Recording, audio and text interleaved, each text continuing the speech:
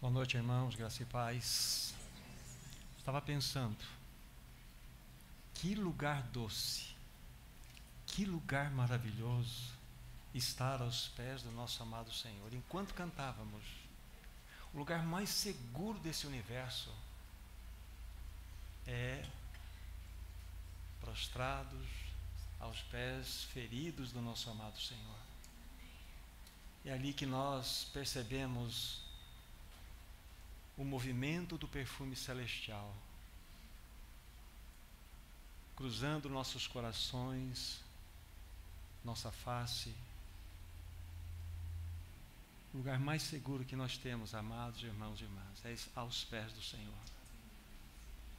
Nós vamos orar, pedir que o Senhor nos ajude, nos socorra nessa noite, trazendo o seu falar, para que esse reunir de fato possa se constituir num reunir que Ele mesmo na sua agenda tenha programado. Vamos orar. Ó querido Deus e Pai, é no precioso nome do Teu Filho Jesus que rogamos a Ti, torne a Tua palavra vida em nossos corações. Reconhecemos que precisamos da unção do Espírito Santo, que Ele possa passear em nós, entre nós nessa noite. Visita a Tua vinha aqui nesse ambiente, que a Tua palavra seja como chamas de fogo e os nossos corações como que palha seca. Venha consumir nossos corações com o poder da Tua palavra. Nós entregamos todo esse tempo aos Teus cuidados, para que sejamos ministrados pelo Teu falar. Fala, pois o Teu povo te ouve. Nós oramos, como dissemos, no precioso nome do Teu amado Filho, Jesus Cristo. O encargo, talvez nem todos saibam, mas o encargo que nós temos para partilhar com nossos irmãos nessa noite, com todos vocês, é: somos feitura dele, criados em Cristo Jesus. Daqui a pouco nós vamos abrir a referência lá em Efésios, capítulo 2, e vamos ver o texto. Mas permitam-me ainda, de imediato, fazer uma pequena observação em duas palavras que encontram-se aqui, nessa porção, de Efésios 2, versículo 10, a sua primeira parte. Conforme eu disse, somos feitura dele, criados em Cristo Jesus. As observações que eu quero fazer é para que nós destaquemos duas palavras aqui, a palavra feitura e a palavra criados. Em outras oportunidades já falei para vocês a respeito do significado real dessa palavra feitura, lá no seu original. É dentro da etimologia da palavra poema. Então a palavra de Deus está nos mostrando que nós somos um poema de Deus. Nós somos feitura dele, de Deus, um poema. Uma outra possibilidade de nós interpretarmos essa palavra é colocando que nós somos a obra-prima de Deus. Isso é maravilhoso. Quando nós pensamos num artista que teve ao longo de toda a sua carreira muitas grandiosas obras, mas chegou numa determinada obra específica, ali ele diz: aqui está a minha obra-prima. Então, quando o Senhor olha para nós como feitura dele, ele nos vê como um poema. Pensou nisso, Adriane? Pensou nisso, Patrick? Somos um poema, uma obra-prima de Deus. Mas aí há uma outra palavra que está na sequência do verso, que é criados, criados em Cristo Jesus. Essa palavra criados não dá ideia de fabricados. Nós não fomos fabricados como se fôssemos produtos de uma série. Não, a palavra no seu original lá é transformados completamente. Não é maravilhoso isso? Meu querido irmão, não é maravilhoso isso? Transformados completamente. Então aqui está essa primeira observação que eu faço até por conta, né, do título, né, do encargo que eu tenho para estar partilhando com os meus irmãos. Já começa daí. Mariângela, você pensou, você é feitura, uma obra-prima de Deus. Você é uma realidade feita com muito amor pelo Senhor. Em cada detalhe Ele fez isso, meu irmão. Em cada detalhe. Ele não nos fez em série. Ele, de fato, conforme disse, Ele nos transformou completamente. Não é lindo isso, Socorro? É maravilhoso. E o que nós vamos fazer nessa noite? Nós vamos ter como base de estudo o capítulo 2 do livro de Efésios, conforme anunciado pela parte da manhã. E para que fique de uma maneira mais adequada, para que nós possamos entender os 22 versículos que se encontram aqui, até para estudos futuros dos irmãos, nós vamos dividir esse capítulo em 3 porções. E para facilitar ainda, o que nós vamos fazer? Para cada porção, nós vamos dar um título. Então isso fica fácil para que nós possamos nos localizar e entender aquilo que o Senhor deseja falar ao nosso coração nessa noite. Então, a primeira porção encontra-se no capítulo 2, nós vamos fazer a leitura, né? Vou fazer a leitura aqui, capítulo 2, versículo 1 a 5, onde nós lemos assim: Ele vos deu vida, estando vós mortos nos vossos delitos e pecados, nos quais andastes outrora, segundo o curso deste mundo, segundo o príncipe da potestade do ar, do espírito que agora atua nos filhos da desobediência, entre os quais também todos nós andamos outrora, segundo as inclinações da nossa carne, fazendo a vontade da carne e dos pensamentos, e éramos por natureza filhos da ira, como também os demais. Mas Deus, sendo rico em misericórdia, por causa do grande amor com que nos amou, e estando nós mortos em nossos delitos e pecados, nos deu vida, juntamente com Cristo, pela graça sois salvos. E o versículo 10, que está ligado ao título aí que demos aos irmãos. Versículo 10 diz assim: somos feitura dele, criados em Cristo Jesus, para as boas obras, as quais Deus de antemão preparou para que andássemos nelas. Então aqui está a primeira porção. E que título nós vamos dar aqui, se você estiver anotando e o quiser fazer? É a obra de Deus na vida do homem caído. É o título que nós vamos dar. A obra de Deus na vida do homem caído. Primeira porção. Segunda porção, vamos fazer a leitura, lógico, capítulo 2, agora do versículo 13 ao 16.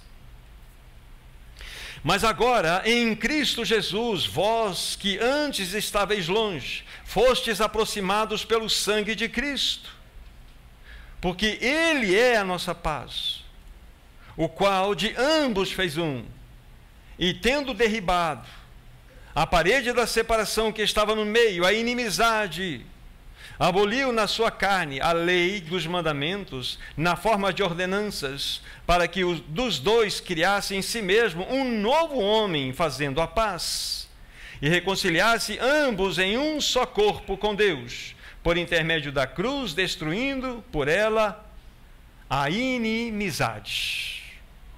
E que título nós vamos dar aqui nessa porção? A formação da igreja no tempo e na história. Esse é o nosso título dessa segunda porção.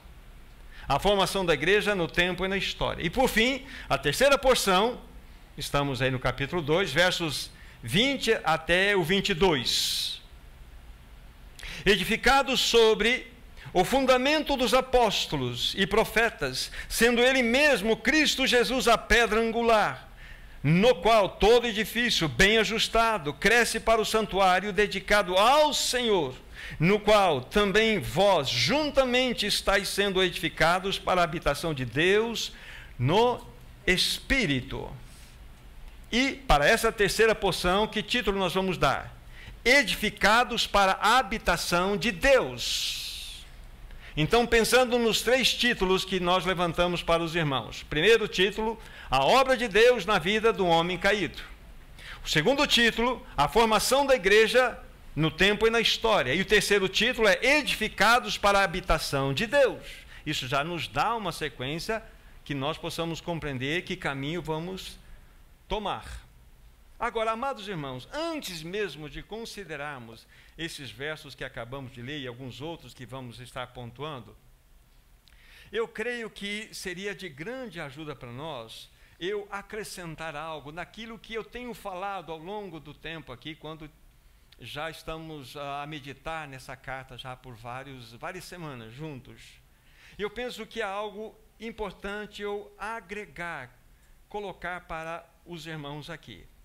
Como nós temos visto, essa carta aos Efésios, ela é considerada como os Alpes do Novo Testamento. Tão elevada que ela é. Essa é uma carta tão bela que A.T. Pierson a considerou como a epístola do terceiro céu, conforme nós já vimos e consideramos numa certa ocasião. Tão elevada ela, tão cheia de riqueza ela é. Nós já falamos muitas coisas, eu não vou me ater a repeti-las, porque nós precisamos ganhar tempo. O que eu quero agregar aqui para os meus irmãos é que nós vamos verificar que no primeiro capítulo, no qual nós já consideramos, nós vimos que é cheio de revelações profundas, mas eu quero então colocar algo extremamente rico para vocês. É que nesse capítulo nós vemos claramente o ministério da Trindade em plena operação. O ministério da Trindade, todo ele descrito aqui no capítulo 1 do livro de Efésios. Voltem a página um pouco para quem está aí no capítulo 2 de Efésios. Vocês vão encontrar na primeira porção, para nós focarmos a nossa atenção na primeira pessoa da Trindade, ali no capítulo 1, versículo 13 em diante. Lá está escrito assim, né? Bendito Deus e Pai de nosso Senhor Jesus Cristo, que nos abençoou com todas as sortes de bênçãos espirituais nas regiões celestiais em Cristo Jesus, assim como nos escolheu nele antes da fundação do mundo, para sermos santos e irrepreensíveis, e em amor nos predestinou para ele, para a adoção de filhos por meio de Jesus Cristo, segundo o beneplácito da sua vontade. Aqui está o foco, o holofote todo dado ao Pai Celestial, primeira pessoa da Trindade. Bendito Deus e Pai. Então, o que nós poderíamos destacar como algo importante aqui, decorrente da bênção vinda do Pai? É exatamente o que nós acabamos de ler no versículo 5, ou mencionar aos irmãos aqui.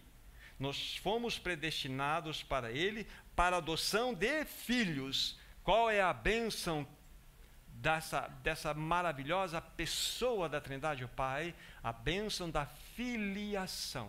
Só guarde isto. Então, aqui está o destaque, né, da primeira pessoa da Trindade, o Pai Celestial, e nos abençoando com a filiação.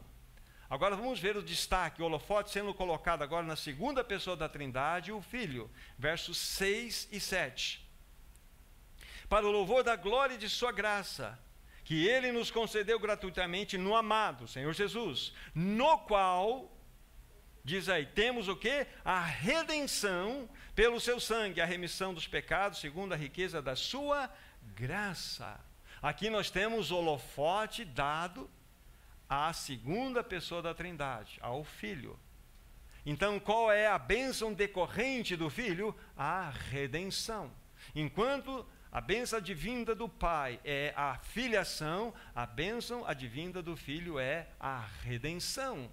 Claro para nós aqui, extremamente claro para o nosso coração.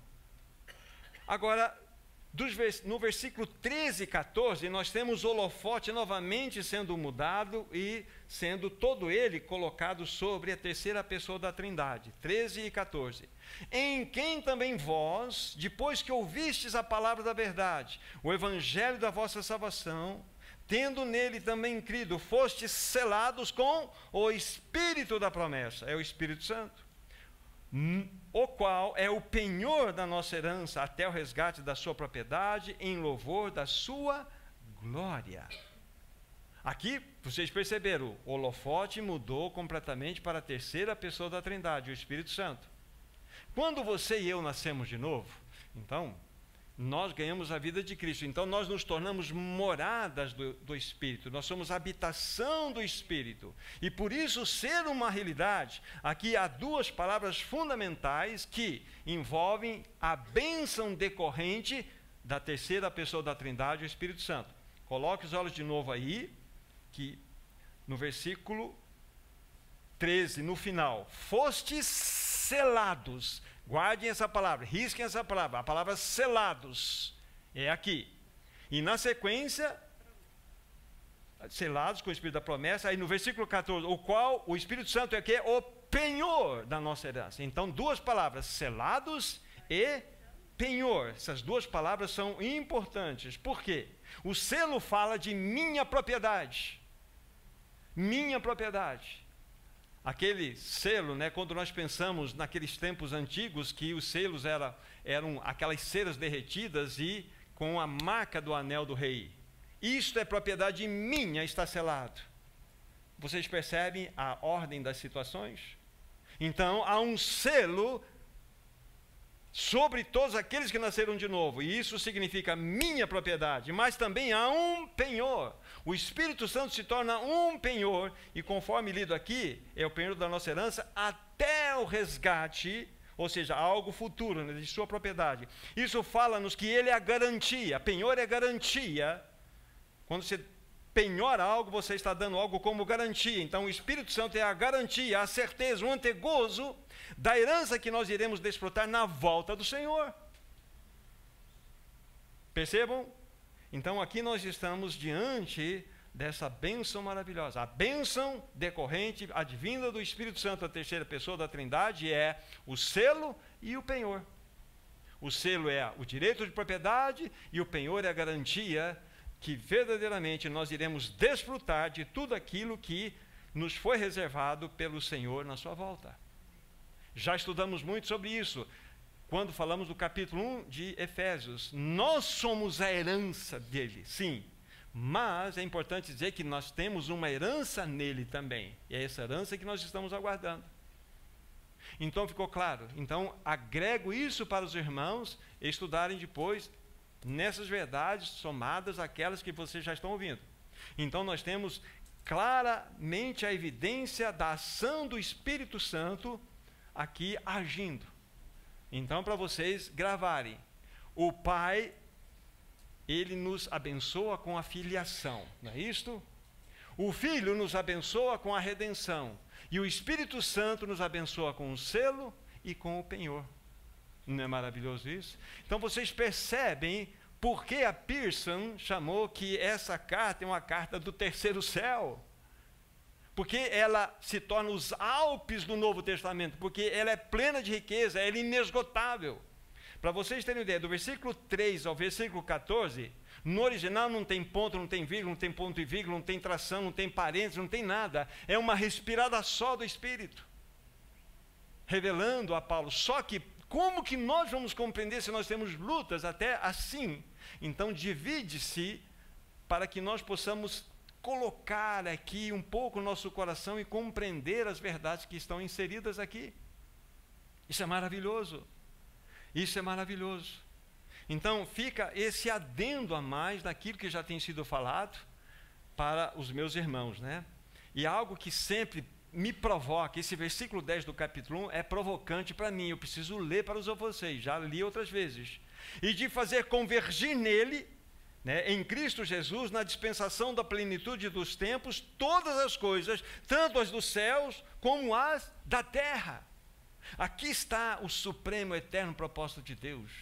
A palavra aqui, convergir, na outra resumir, ou reunir numa outra versão, né? Anaque fala iormai, é a composição de duas palavras, uma preposição e um substantivo e a sua conjugação. Ana, para, em direção a, o kefaléu, kefalé, cabeça, é tudo em direção ao cabeça. Tudo, absolutamente tudo nesse universo está indo em direção ao cabeça. Ele é.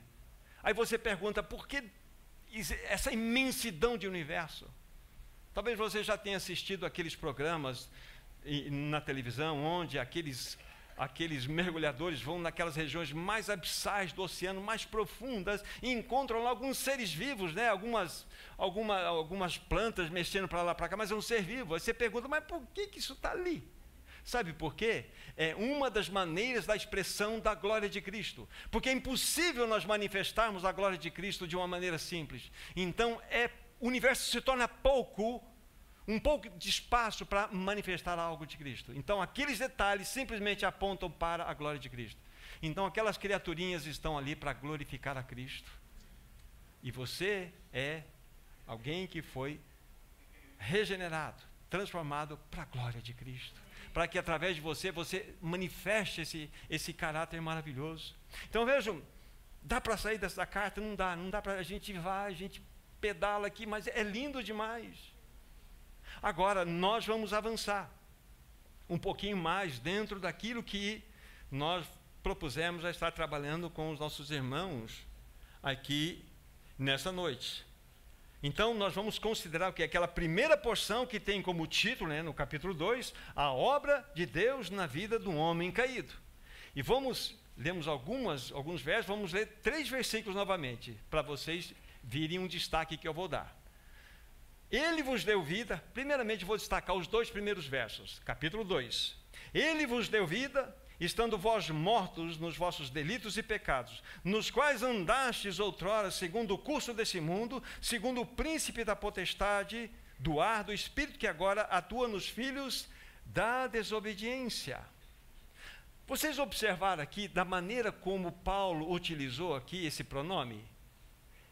Ele não falou nós, ele falou vós, não falou? Ele vos deu. Então ele está falando para alguém, né? Estando vós mortos, ele está apontando para um grupo de pessoas, nos vossos delitos e pecados, aí vai nos quais andastes outrora, segundo o curso desse mundo, etc. A quem Paulo está se dirigindo aqui? Aos gentios. Aos gentios. Todos aqueles que não são judeus são gentios. Claramente isso. E vocês vão entender essa ênfase no transcorrer de tudo aquilo que temos que falar nessa noite.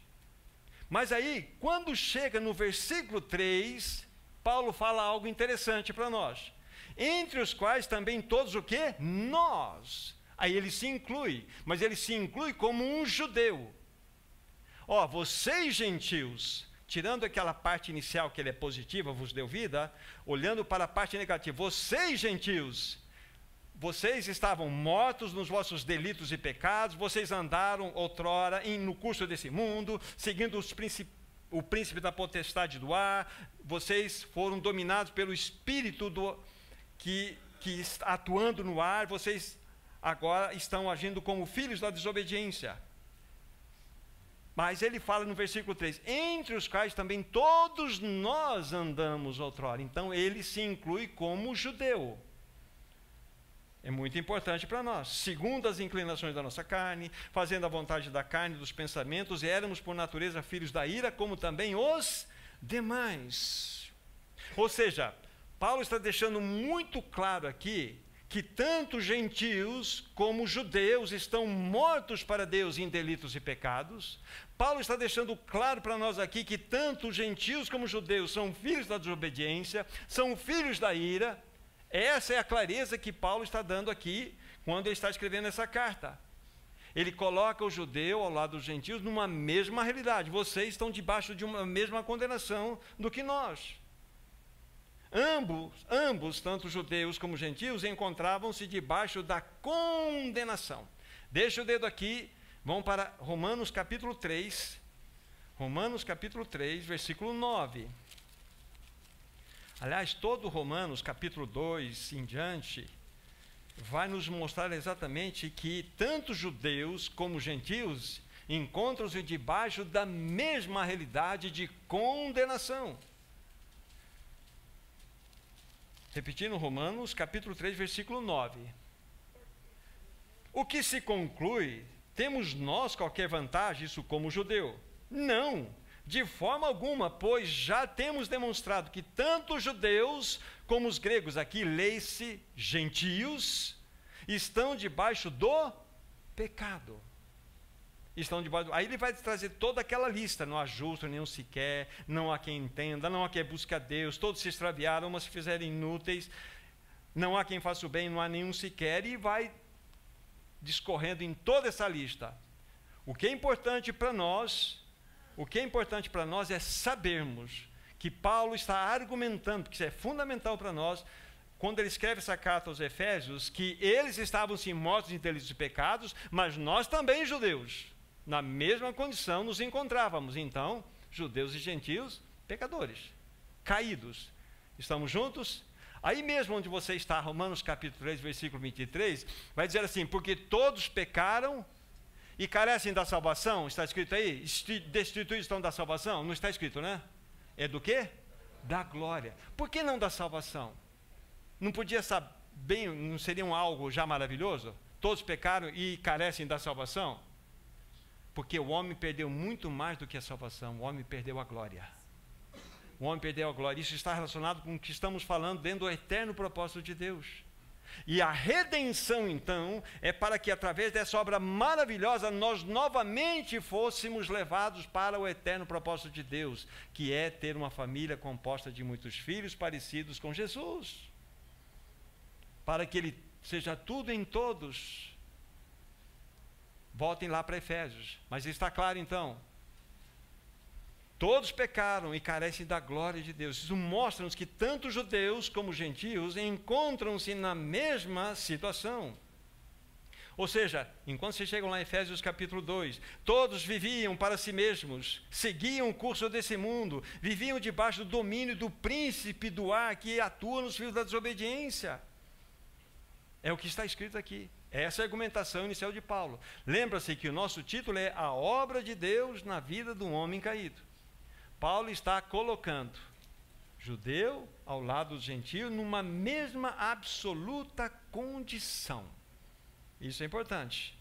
Ambos possuíam a mesma natureza caída, tanto os judeus como os gentios. Mas vamos dar um passo além agora. Versículo 4, Efésios capítulo 2. Tem esse mas maravilhoso, essa adversativa. Mas Deus, sendo rico em misericórdia, por causa do grande amor com que nos amou, e estando nós mortos, verso 5, em nossos delitos, nos deu vida juntamente com Ele, pela graça sois salvos. Aqui tem esse mas maravilhoso. Irmãos, não haveria esperança para nós, não haveria como nós sairmos dessa situação, não haveria como nem judeu, nem gentil ser transformado se Deus não manifestasse este amor. Todos mereciam o juízo, tanto judeus como gentios mereciam o juízo de Deus por causa da sua vida de realidade em caminhar de transgressão. Mas aqui aparecem algumas coisas interessantes para nós. Deus sendo rico em misericórdia, aí tem um por causa aí, né? Por causa do quê? Do grande amor. E mais adiante nós vamos ver também que pela graça sois salvos. Nós vamos verificar que tanto a misericórdia como a graça nada mais são do que uma ação do amor de Deus. É o amor de Deus em prática. Misericórdia e graça. Por causa do seu grande amor. E o que é misericórdia? Misericórdia é Deus não tratar o pecador como ele merece. O pecador merece o juízo, então Deus lança sobre ele a misericórdia. Isso é misericórdia. O pecador merece a sentença de condenação, mas ele recebe o quê? Ele recebe a misericórdia. Ele recebe o perdão. Isso é misericórdia. O que é graça? Graça é Deus concedendo ao pecador aquilo que ele não merece. O que ele não merece é a salvação. Ele não merece. Muitos anos atrás, meu filho Daniel era bem pequeno ainda. Eu queria ensinar algo para ele. Eu queria ensinar a diferença entre misericórdia e graça. E nós já tínhamos combinado algumas coisas que se ele desobedecesse, então ele receberia uma punição. É um exemplo, ele não é pleno, mas ele ajuda-nos a refletir. E falei, nós combinamos algumas coisas e ele por 2 ou 3 vezes caiu. Aí eu falei assim, bom, agora, conforme nós combinamos, você vai receber 3 varadas. 3 varadas. Filho, o que você merece? Pai, eu mereço 3 varadas. Muito bem, 3 varadas. Agora, eu quero te ensinar algo, filho. Eu não vou te dar as 3 varadas. Não vou te dar as 3 varadas. Ele olhou para mim e disse, opa, mas eu quero te ensinar algo. Filho, eu vou te dar um sorvete. Eu não dei o que ele merecia e dei algo que ele não merecia, que é o sorvete.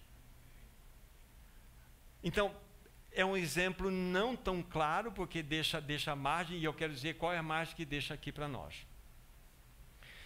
Dentro dos atributos de Deus, há dois que não podem ser aplicados concomitante, no mesmo tempo, à mesma pessoa.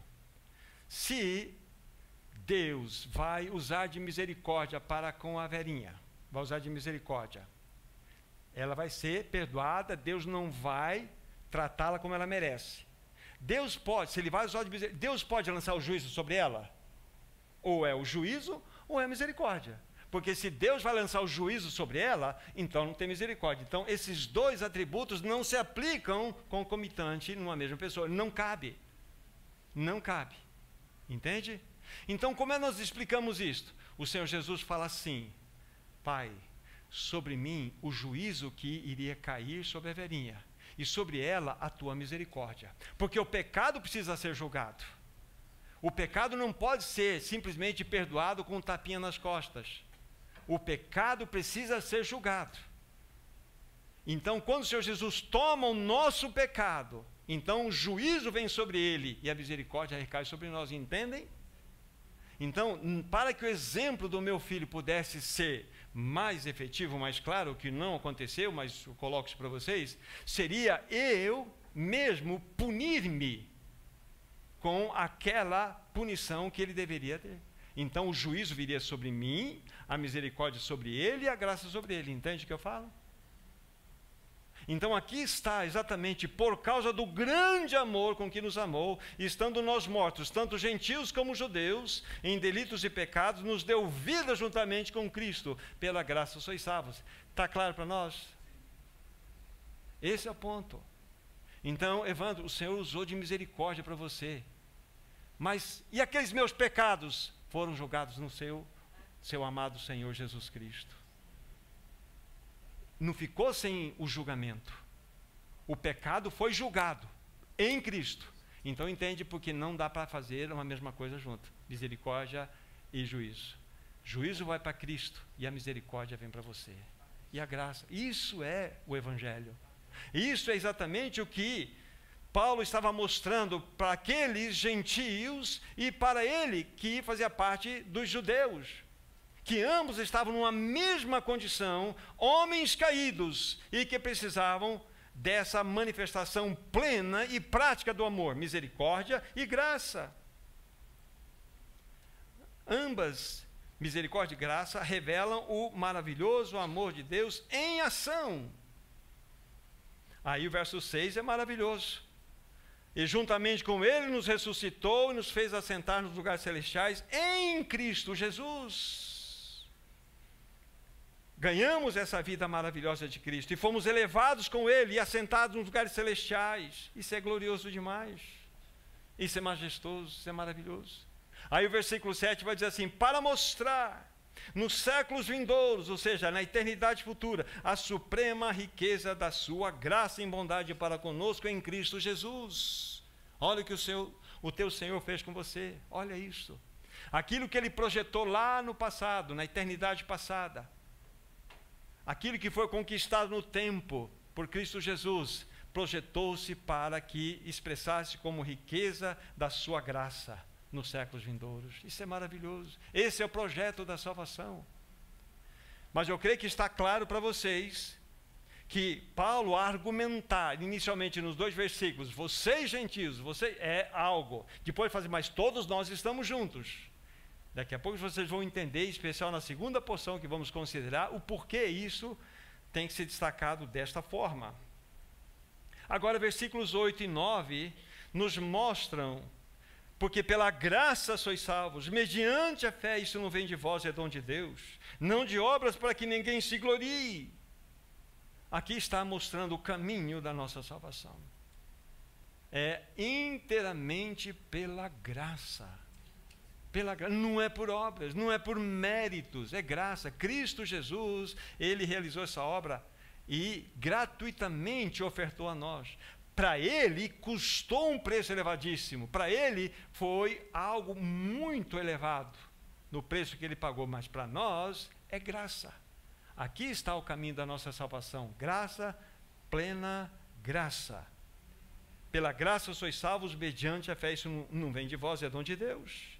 O que diz João 3,16, porque Deus amou o mundo de tal maneira que deu seu Filho unigênito, para que todo aquele que nele crê não pereça, mas tenha a vida eterna. Solange, quando você creu no Senhor Jesus Cristo, você creu para que você pudesse fazer parte dessa bendita família. Ele é o teu Redentor. Agora você pode olhar para Deus e chamá-lo de Pai.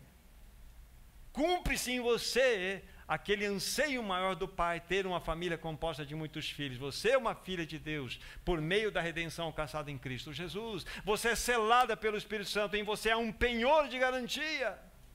Isso vale para todos nós. Então veja que texto maravilhoso nós estamos considerando. Aí nós já falamos algumas coisas do verso 10, né? Que verdadeiramente somos feitura dele. Nós somos obra-prima dele. Nós somos verdadeiramente feitos por essa expressão de grande amor. Lembre-se, tanto judeus como gentios. Então, dentro dessa primeira porção já considerada, nós vimos a obra de Deus na vida do homem caído. Vimos judeus, gentios, todos numa realidade, todos pecaram, destituídos estão da glória de Deus. Deus providenciou pelo seu amor, em prática, misericórdia e graça, nos alcançou. E quando nós cremos, nós somos salvos. Isso é o ponto. Agora, vamos dar um passo seguinte. Vamos considerar a segunda porção. Lembre-se, o título da segunda porção é a formação da igreja no tempo e na história. É lindo isso aqui. Eu fico imaginando Paulo, porque ele esteve preso lá em Cesareia de Filipos, 2 anos. Depois ele pede para ir para Roma, vai para Roma. Estava completando o 2º ano de prisão, somando 4 anos de prisão. E Deus escancara, rasga os céus e revela para ele. Efésios, Colossenses, Filipenses e Filemon. Mas aqui em especial Efésios. E fico imaginando Paulo recebendo essas revelações aqui. É maravilhoso demais. É lindo demais o que Paulo tem a nos mostrar aqui agora. E nós vamos ler então nessa segunda porção. Não lemos a partir do verso 11. Eu gostaria agora de inserir a partir do verso 11, prestando atenção. Portanto, lembrai-vos, ó o vós aqui, ele está falando novamente para os gentios.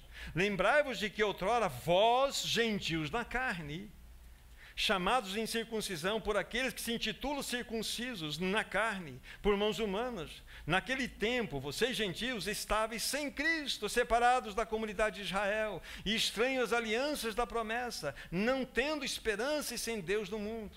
Mas agora, em Cristo, vós, que antes estáveis longe, fostes aproximados pelo sangue de Cristo. Veja vós, está falando dos gentios.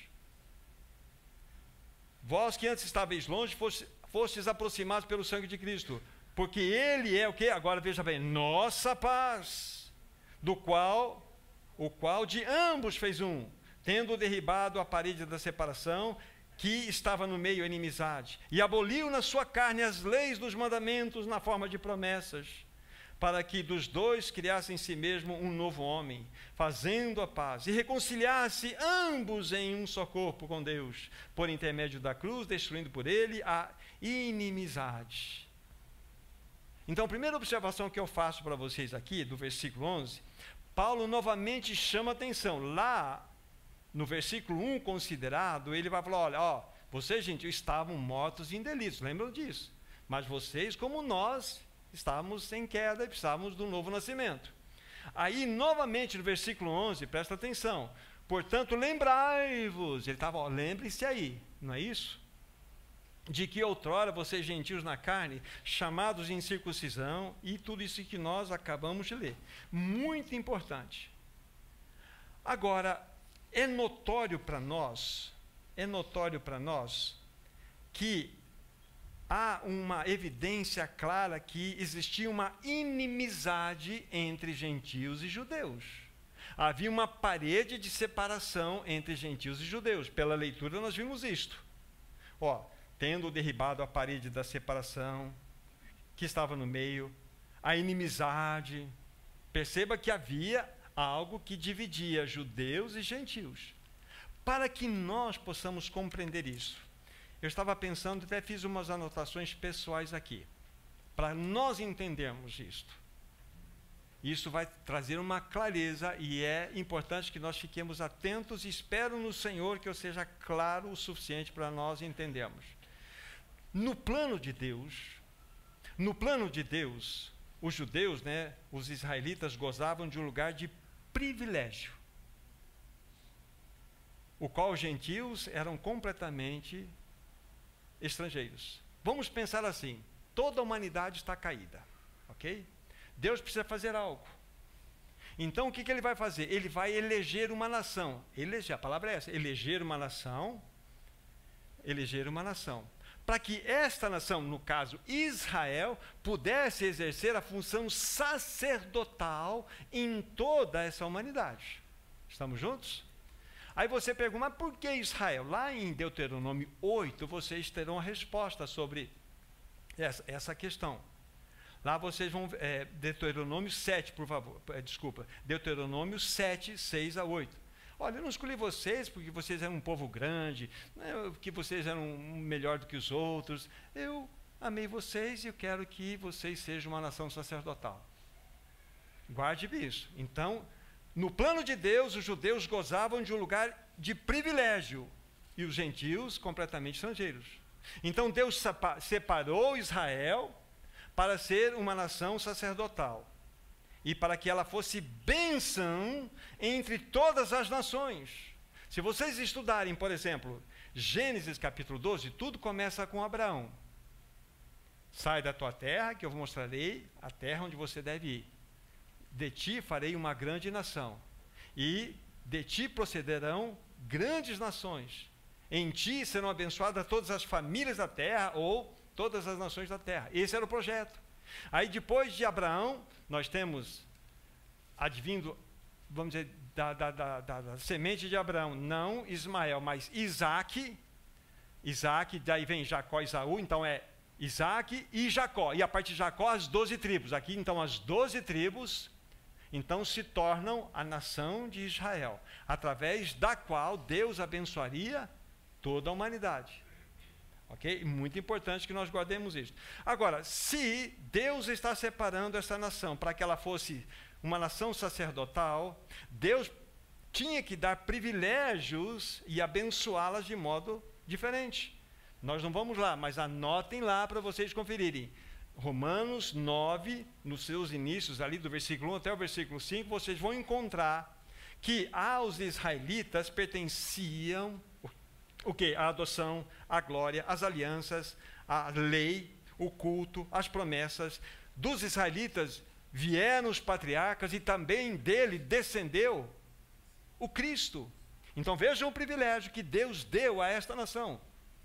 Então os gentios não tinham nada disso. Agora, já continuo aqui. Coloque novamente os olhos naquela leitura que nós fizemos e vai subir um pouco mais de luz ao seu coração.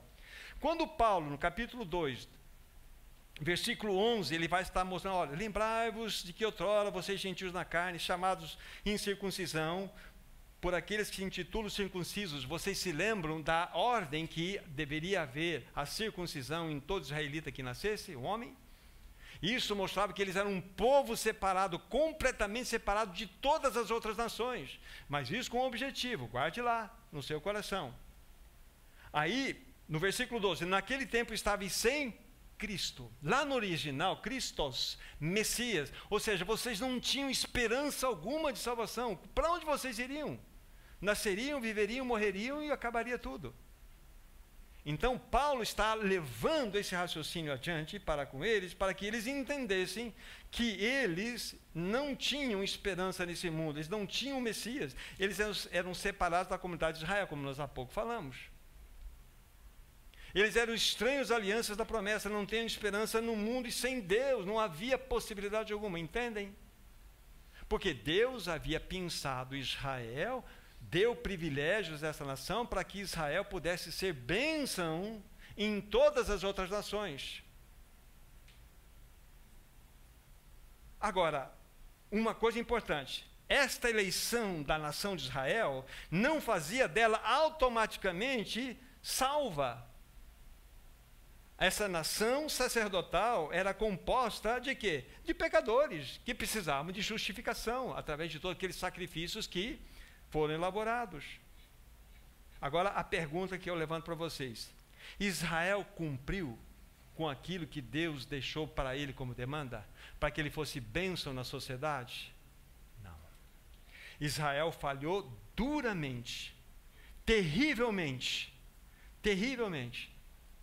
Tanto é que Israel achava que Deus só amava o povo de Israel, que os gentios nada mais eram do que combustível para o fogo eterno.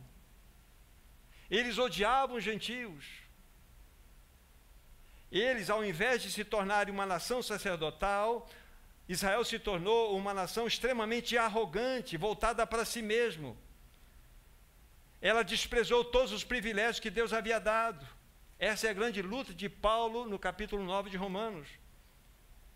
E voltou para os seus próprios ídolos. O que os israelitas fizeram? Desconsideraram a lei, rejeitaram e mataram os profetas que eram enviados pelo Senhor para tentar recuperar o coração deles. Vocês se lembram? Isso na história. Apedrejaram outros. Quando o Messias veio, o que fizeram com o Messias? Crucificaram o Messias. Entende a rebelião do coração do povo israelita?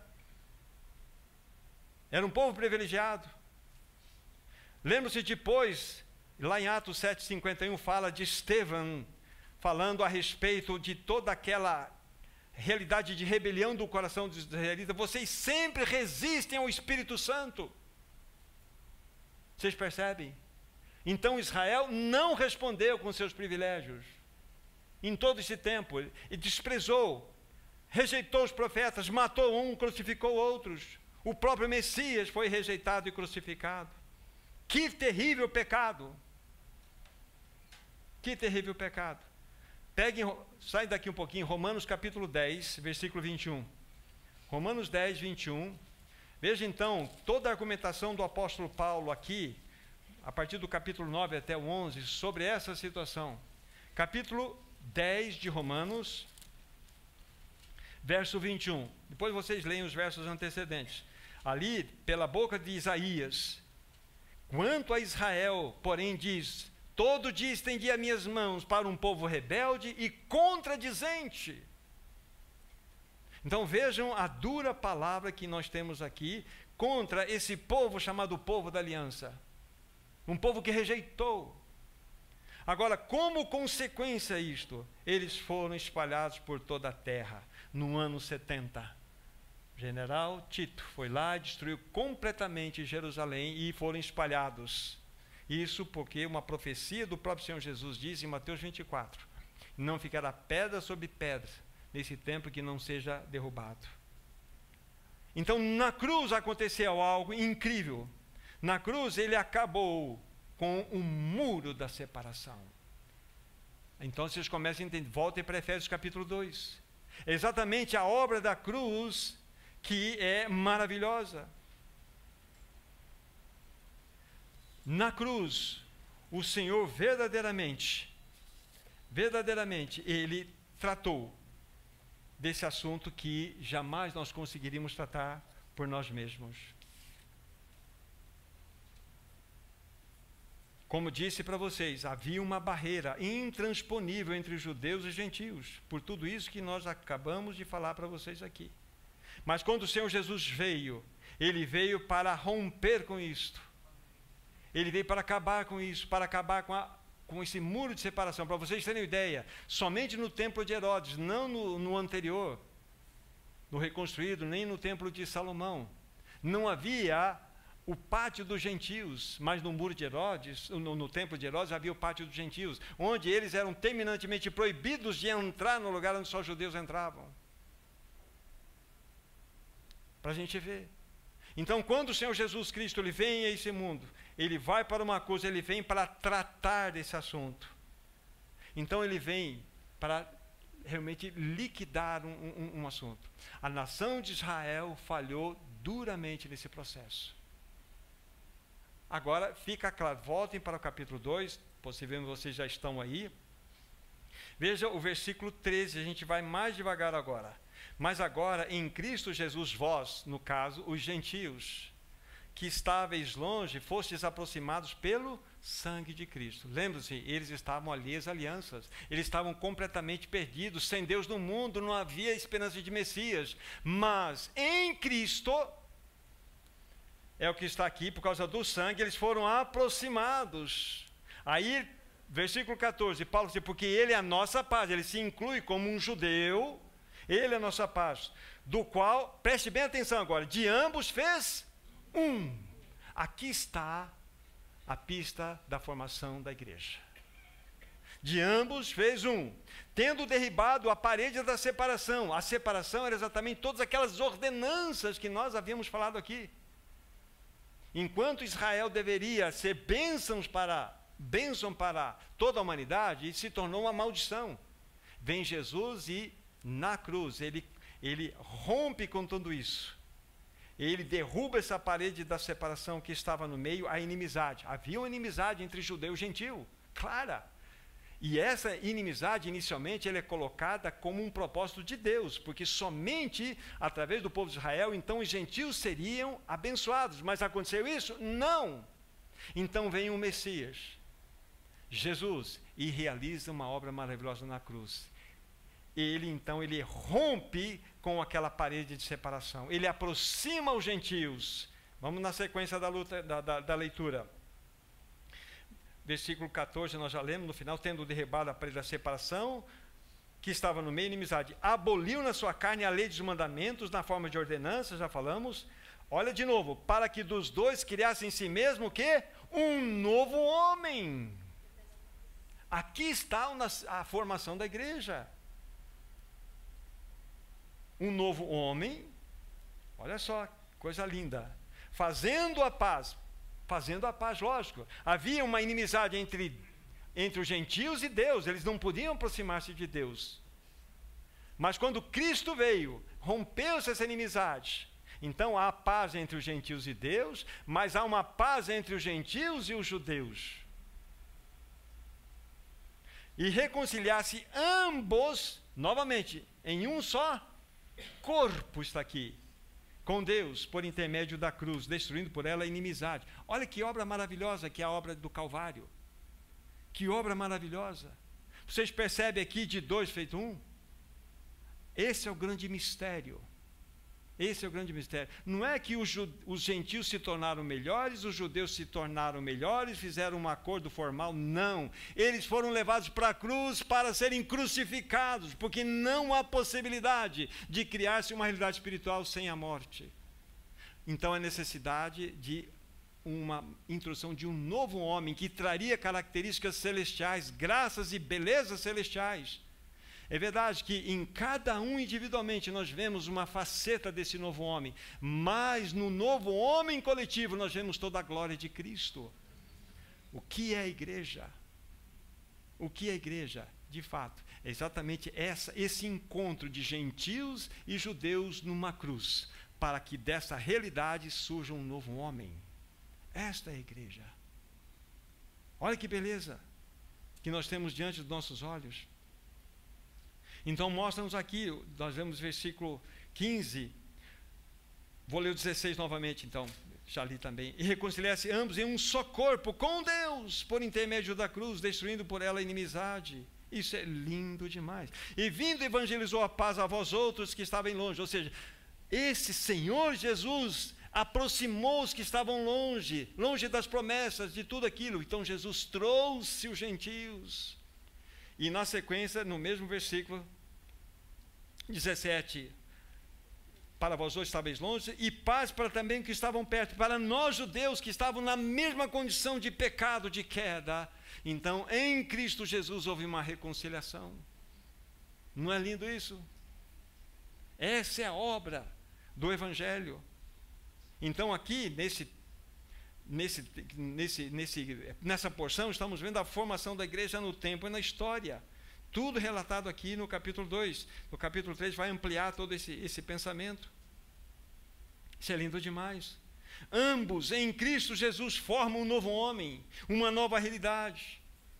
Judeus e gentios em Cristo Jesus. Não é judeus e gentios unidos por uma assinatura de acordo pessoal. É unidos na morte em Cristo, unidos na ressurreição em Cristo. Isso é maravilhoso. Tudo que ele faz de uma maneira preciosa. Irmãos, tudo isto é muito precioso, é muito lindo.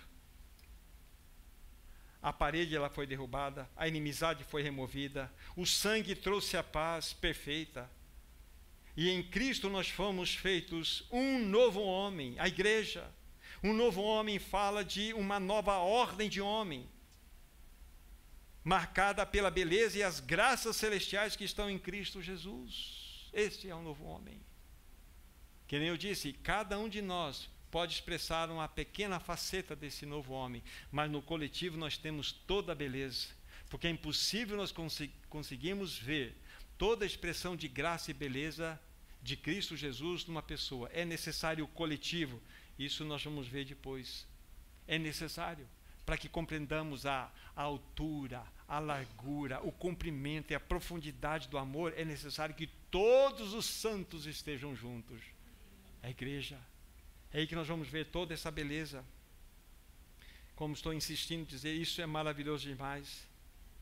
O verso 16, conforme nós lemos, né? Os dos dois, então, é formado agora um único corpo. Judeus e gentios se tornam uma unidade em Cristo Jesus.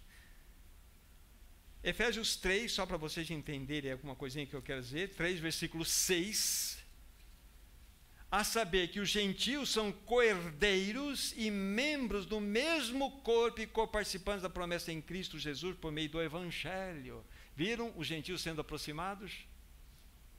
Por meio do Evangelho. E eu quero que vocês pensem depois em todo o raciocínio montado. Vimos na primeira sessão, na primeira porção, primeira parte, a respeito da obra de Deus no homem caído.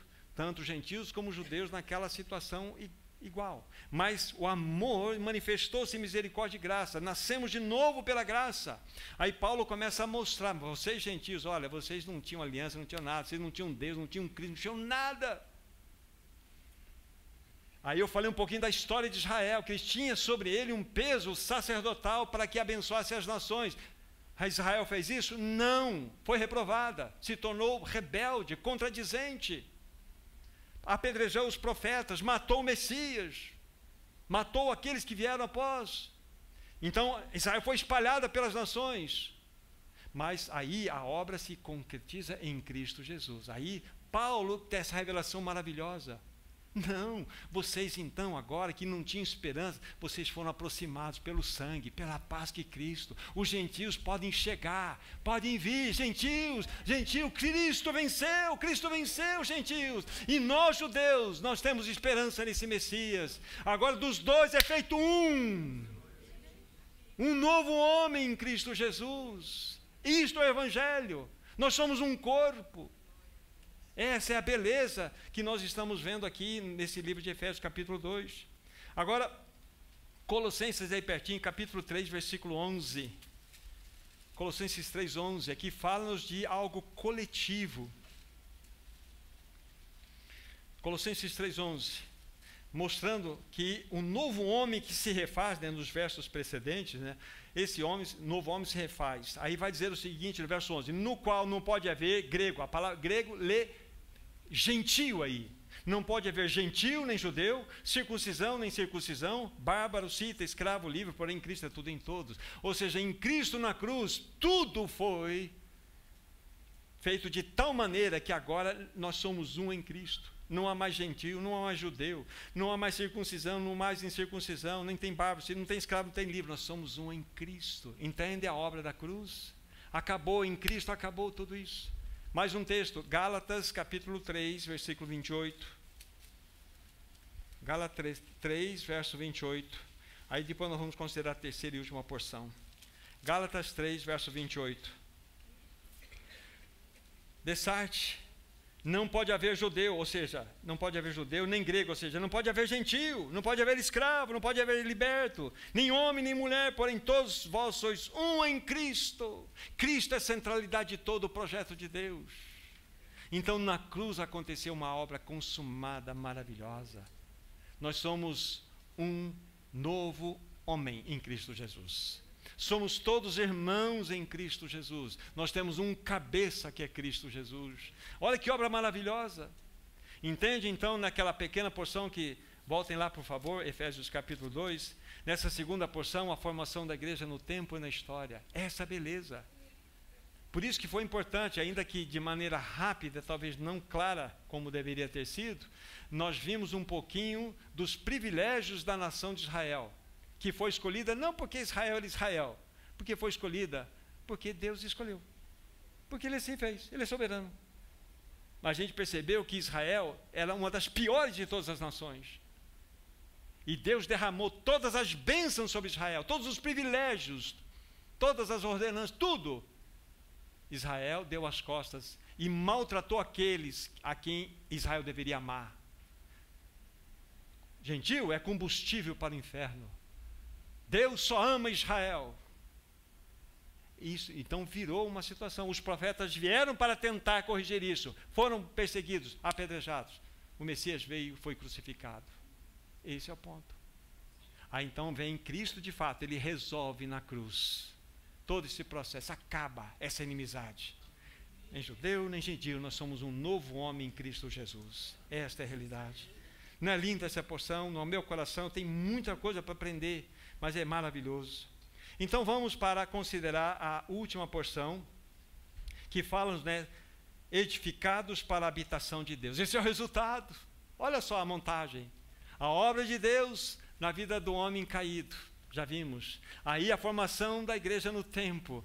Qual é o objetivo? Qual é o propósito disso tudo? É exatamente a habitação de Deus no Espírito. Então vamos ler aqui os versos 19 a 22. Assim já não sois estrangeiros e peregrinos, mas concidadãos dos santos, e sois da família de Deus, edificados sobre o fundamento dos apóstolos e profetas, sendo Ele mesmo, Cristo Jesus, a pedra angular, no qual todo edifício bem ajustado cresce para o santuário dedicado ao Senhor, no qual também vós juntamente estáis sendo edificados para a habitação de Deus no Espírito. Olha que porção gloriosa, maravilhosa. Nós não somos mais estrangeiros e peregrinos. Quanto a este mundo, sim, somos peregrinos e forasteiros.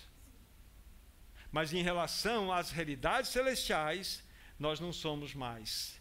Então a Bíblia está nos considerando agora que esta igreja é composta daqueles que são concidadãos dos santos. A Bíblia fala que essa igreja pode ser vista como a família de Deus. Nós somos edificados sobre o fundamento dos apóstolos. Qual é o fundamento dos apóstolos e profetas? Cristo Jesus. Sendo Ele mesmo, Cristo Jesus, a pedra angular. Aí no qual todo edifício, fala da igreja, composto de judeus e gentios, a igreja, dedicado ao Senhor, no qual também vós juntamente estáis sendo edificados para a habitação de Deus no Espírito. Então, Deus tem isso como algo principal, habitar. Isabel, você carrega Deus no coração. Rosicléia, você carrega Deus no coração. A igreja carrega Deus no coração. Não é maravilhoso isto? Isso é maravilhoso. Quando nós estivermos pensando um pouco mais nas sequências, talvez no capítulo 3, então se nós, isso é uma fala de um irmão Stephen Kahn, se nós pudéssemos olhar para dentro do coração de Deus, o que nós veríamos? O que nós acharíamos lá? Uma pessoa chamada Jesus Cristo. E ouviríamos uma doce voz vinda do Deus e Pai. Este é meu filho amado, em quem tenho todo o meu prazer. Mas se nós pegássemos a Senhor Jesus Cristo e conseguíssemos ver dentro do coração dele, quem veríamos lá? A igreja. E uma doce voz, esta é minha amada, em quem tenho todo o meu prazer. Não é maravilhoso isto? Esta é a grande porção. Nós, acima disso, carregamos Deus no coração. Isso é glorioso demais, isso é maravilhoso, é majestoso demais, é lindo demais. Ah, queridos irmãos, nós precisamos entender verdadeiramente o que é a igreja. Não é uma instituição, não é? Não é uma denominação, não é uma coisa que tem placa. A igreja é uma realidade espiritual. A igreja tem a sua origem celestial antes da fundação do mundo. A igreja tem o seu destino celestial, né? Nos tempos vindouros, ela tem o seu destino celestial, mas a sua natureza é espiritual, não é algo forjado pelas mãos humanas. É disso que nós fazemos parte, irmãos. Igreja. A Igreja Santa de Cristo Jesus. Ela é formada, como estava dizendo para você, com cidadãos de santos. A igreja é a família de Deus. A igreja é edificada sobre um fundamento que é Cristo, que é o cabeça. A igreja é o edifício que cresce para o santuário, dedicado ao Senhor. A igreja está sendo edificada para a habitação de Deus no Espírito. Isso é maravilhoso. Podemos dizer que o grande tema do capítulo 2, que nós estamos vendo aqui dessa forma, né, breve, é a formação da igreja no tempo e na história, para que o eterno propósito de Deus, que foi estabelecido antes da fundação do mundo, se realize. Quando nós estudamos capítulo 1 até o versículo 6, nós estamos na eternidade, né? Tudo lá em cima, tudo lá em cima, tudo lá em cima, tudo lá em cima. Eleitos antes da fundação do mundo, predestinado para a filiação, tudo lá em cima, né? A gente ficou olhando para cima. A partir do versículo 6, 7, nós começamos a verificar que houve uma situação, né? O pecado, porque tem a redenção ali. A redenção veio para que tudo que nós vimos lá em cima se realize. Deus não mudou o plano. Deus não foi frustrado no plano. Deus não foi frustrado quando o seu povo da primeira aliança o rejeitou, se rebelou contra ele. Deus é tão maravilhoso que naquela rebelião que Deus não desejava, mas naquela rebelião Deus aproximou os gentios, nos aproximou. É por isso que, então, vamos para Romanos capítulo 11, para que nós possamos encerrar. É por isso que Paulo, quando ele está meditando sobre isso, é como se ele se levantasse naquele momento que ele está escrevendo essa carta e numa alta voz ele vai dizer aqui, Romanos 11, 33 em diante: ó profundidade da riqueza, tanto da sabedoria e do conhecimento de Deus, quão insondáveis são os seus juízos e quão inescrutáveis os seus caminhos. Quem, pois, conheceu a mente do Senhor? Ou quem foi o seu conselheiro? Ou quem primeiro deu a ele para que ele venha a ser restituído? Porque dele, por meio dele, para ele são todas as coisas, a ele, pois, a glória eternamente. Amém. É um brado, um grito que vem do fundo da alma de Paulo, de ele saber de todas essas verdades maravilhosas. Isso é glorioso demais, queridos irmãos. Na primeira porção, nós consideramos a obra de Deus na vida do homem caído. Na segunda porção, nós vimos a formação da igreja no tempo e na história. Na terceira porção, nós vimos que aqui estão sendo edificados para a habitação de Deus no Espírito. Como não louvar um Deus tão glorioso como este? A Ele toda a glória, poder, honra, majestade, riqueza e adoração, amados irmãos. Vamos orar e agradecer ao Senhor. Damos muitas graças a Ti, ó amado Pai. Nós Te louvamos por fazer parte do Teu eterno propósito. Obrigado porque o Senhor apenas não nos salvou, mas também nos uniu na Sua bendita família, através de Cristo Jesus. Obrigado por essa perfeita obra realizada lá naquela cruz, que rompeu com toda a inimizade, com todos os muros de separações. Obrigado por fazermos parte da Tua igreja. Nós queremos então, querido Deus e Pai, viver de modo digno dessa tão gloriosa vocação. Nós oramos no nome do Teu precioso Filho Jesus, o amado da nossa alma. Amém, Senhor. Deus abençoe a todos vocês. Tenham uma semana guardada em nome do Pai.